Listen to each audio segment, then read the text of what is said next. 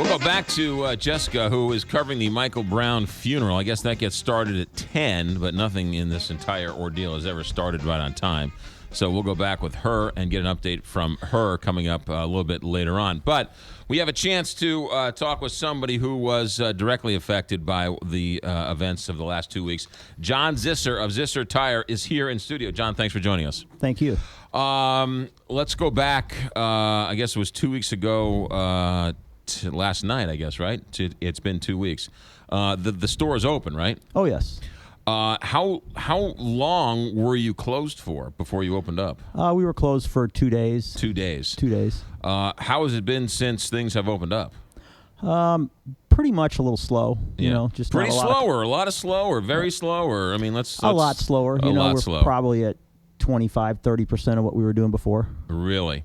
There was no rhyme or reason to your store being looted. It was just there, right? I mean, it was just there. It was just there. How long had it been there? How long have you been there? We've been there since 1987. 1987, so that's what, 27 years or yeah. so. Is that your first store? Was that your only store? That was the first store. We have two other stores. Two other stores. Where are the other stores? Wentzville on Highway A, and then Afton on Gravois. Gotcha.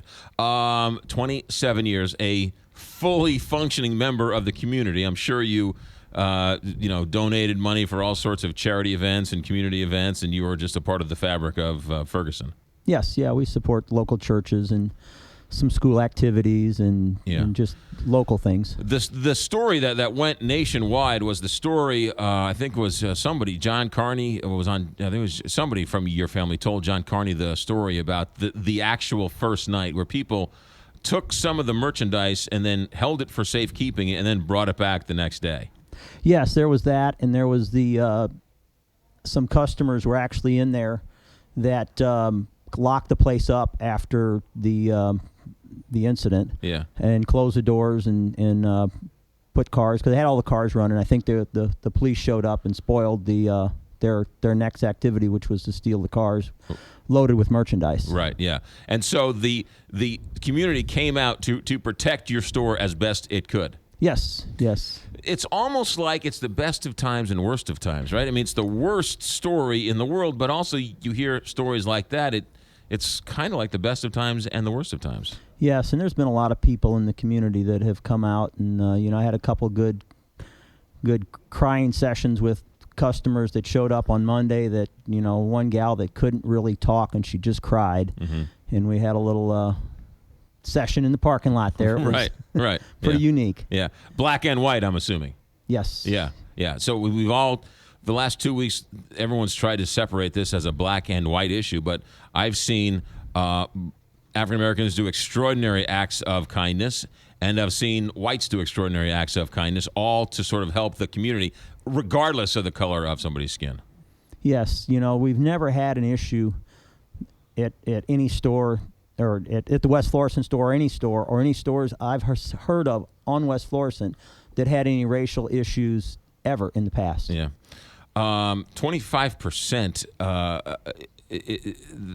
you can't keep up with that. I mean, right? Something's got to change there. That's a dangerous number. It is. Hopefully, things will continue on the, being quiet up there. And yeah, you would think. I mean, some of the other stores, the market, all those people down there, they need soda, they need water, they want a sandwich, they want a piece of gum, they want a cigarette or something. They go into those stores. But in terms of people needing transmission and tires and things like that, you could see people wanting to stay away from that area after what's just transpired over the last 2 weeks.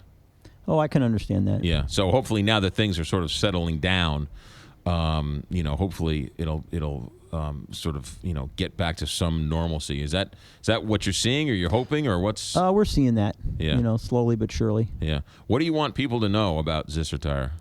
We're open for business, and every other business in the West Florissant area up there is open for business. I don't think there's any of them that are actually closed from this whole incident. Right.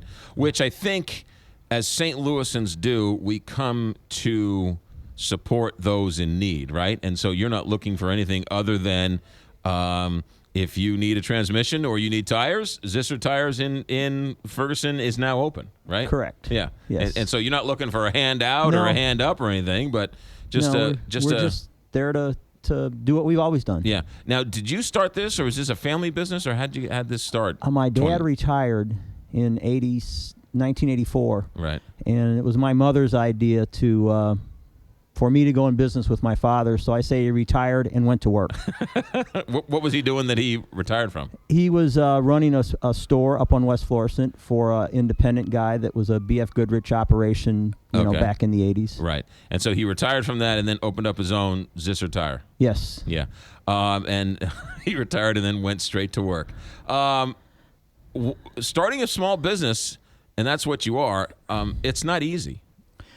It's not easy. You know, it took, years and years of, no paycheck and, enough money to survive on, and you got to work at it. Right, yeah. I mean, it's not just people see that store and think, oh, my goodness, there's a billionaire walking by. I mean, it's a struggle. It's every day, Small businesses cannot survive 2 weeks where no one comes to the door. I mean, that's really hard to survive. It's hard, and since the recession hit, things have been tough since then. And right.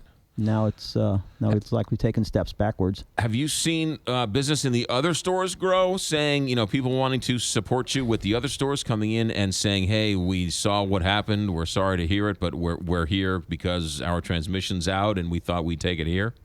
I've seen that happening more on an individual basis, and people showing up just to want to support the whole company. Yeah, yeah. A lot of business owners talking on that street. Have you talked to other business owners along West Florissant? Yeah, a lot of them are kind of afraid to talk, though. They don't want to go on the air. They don't. They're just afraid. Right. And these are the ones that were probably more directly affected by the protests. Yeah. What's shocking to me is that I have come across so many people who are so afraid to talk, which is the scariest thing of all, right? They don't feel their rights are protected enough to come and tell people what they think. It seems that way. I've noticed a lot of the people from the neighborhood are not out voicing their opinions. They'll come in and voice their opinions and show their support because, this whole everything that happened up on West Florissant is really not the people in the neighborhood. Right. And not what they want. In fact, that's the exact opposite. Yeah. It's a great point that the business owners don't feel like they can respond and or talk about it. And it's their businesses that are being destroyed. Correct. Yeah, yeah. John Zisser, let's give you a free plug here. The website for the store. ZisserTire.com. And you got any specials going on right now? Got any fall specials, any August specials going on we should know about? We just like to make sure that everyone has a extremely competitive price all the time. And that's been our motto for years.